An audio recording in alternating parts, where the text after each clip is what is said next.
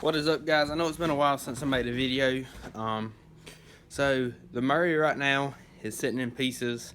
I'll show you that in just a second. But I'm going to tell you the story on it first. What happened was the stock single pulley clutch, it had run great for years. Everywhere I took it through, I never had a problem with the clutch. Till here about probably 8 months ago, I sunk the Murray deep in a mud hole.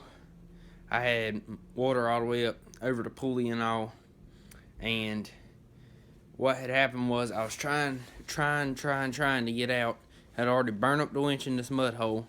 And what happened was the dirt or something had gotten to the bearing, and it just made the bearing seize up, and the pulley kept spinning. It took me like probably 45 minutes to get out of this hole. Had to use a come along, get myself out of it. But anyways, what happened was I kept this tire spinning in first the whole time I was come alonging, which kept that belt spinning so much that eventually it worn down that shaft real small. It was small around in a pencil. It was probably about big around as the end of a normal size screwdriver. And whenever I went to go, I heard it squealing and all. I couldn't really do nothing about it. Finally got it out. I drove back to the house, went to go take the nut off, and the whole entire shaft just spun and broke clean off. And it was so small. Matter of fact, I hauled the clutch out to the scrap yard. If I hadn't, I'd have showed y'all. But I ripped that clutch off, and I decided to make a dual pulley clutch. I watched a few videos on it. Nothing really interested me, and so I decided to create my own. So what I've got here is I went to the store, hardware store. I bought some, I can't remember exactly what size bolts these are, and I bought a 5-foot stick of 1/4 inch by 1/2 inch, a 1/4 inch by 1 inch thick flat stock. I bought 2 nuts that my pulleys would fit on. I went ahead and bought a new V pulley, and a steel flat pulley. First off, I cut me a piece to go across here. I bolted it on. I wanted it bolted on in case I ever decided to do anything different with it. Then I cut me another piece for my main clutch part and drilled me a hole. It's off center. It's off center, as you can see. It's off to the right. So then I welded my big nuts onto the bottom of it, both sides, very end. Got my pulleys on and made sure everything was gonna work. And then I came in, I welded me some belt keepers on both of them. Now this M one down here, hold the clutch down, is I had to weld it from the bottom down here. So let's see if you can see this. I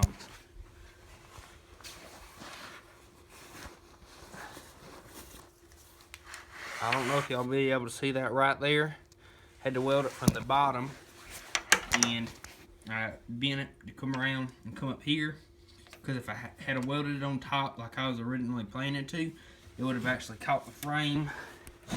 And as you can see, it's real close. I had to grind down the corner of that so it'd actually go in. And then what I done, I drilled me a hole down here, my flat stock. You can see where that cable runs through, and it goes up, comes up right here. These are all bushings right down. I'm trying to get where y'all can see. These are all bushings. And then this is part of the stock transmission mount. What it done right here, where that U-shaped hole is, then there's a hole straight down. There was a bolt that dropped down through, and that bolt that dropped down through, that little piece went between the frame and the transmission, which would let the transmission bolt up on the front too, but it wouldn't let it pull itself up to the top. It would be still in line. So, and all of this is loose through here. Everything will spin. Let me show y'all. So everything still spins. And what that does is, if you watch it real close, that round piece is spinning and working like a pulley. And so I had to slot the side of my frame out here. I used drill bits and a file and I got it slotted. I got everything greased good. The cable runs straight down and mounts up stock pretty much. Got another cable clamp and a bolt holding it in. Everything works fine there. I want to try to create something. I think my stock one will work if I can find it and get it back on here to keep the clutch held down. So brakes are going to be running on separate. I want to kind of have a separate foot brake. Don't know if I'll be able to do that, but I'm just kind of finagling different things. I kind of wanted my clutch rigged up so that way it was hooked up into my shifter. So every time I like pulled a handle or something on my shifter, it'd clutch it and go. But this is just so hard. It's so tight with that trampoline spring there on it that you wouldn't be able to hardly do it with your hands. It's real tight.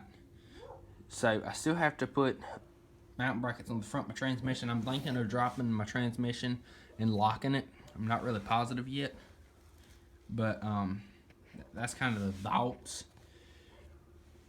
For those of you who don't know, this is a Peerless 820 transaxle 5-speed with a reverse. Hubs, these are 1-inch hub from BMI carts. I think they run about 20 bucks a piece if I'm not mistaken. And then I actually had to drill out a separate holes for these tires. If you see, there's a hole here and then a hole over here. These are the holes I drilled out. That one over there. I drilled out all of those in both of my rims for my hubs so they would mount up to it. 7-inch rear pulley. My front pulley is right here. That's another 7-inch. I'm running 1-to-1 ratio. It'll get down to go about 15 miles an hour. It does good. I've got 18-inch knobbies on the front. These are old go-kart tires. I probably won't be keeping those. I'll probably run them for a little while, not for long. So yeah, but 25-inch gators for the rear. As far as that, that's about it for the Murray. The motor's going to be going back on it before long, and I should be driving it here in the next 2, maybe 3 weeks. Hopefully, if I can get everything done. If I don't decide to lock the transmission, which I probably will end up doing, I might go ahead and drop it. I got to rework my shifting linkage. I did forget about that.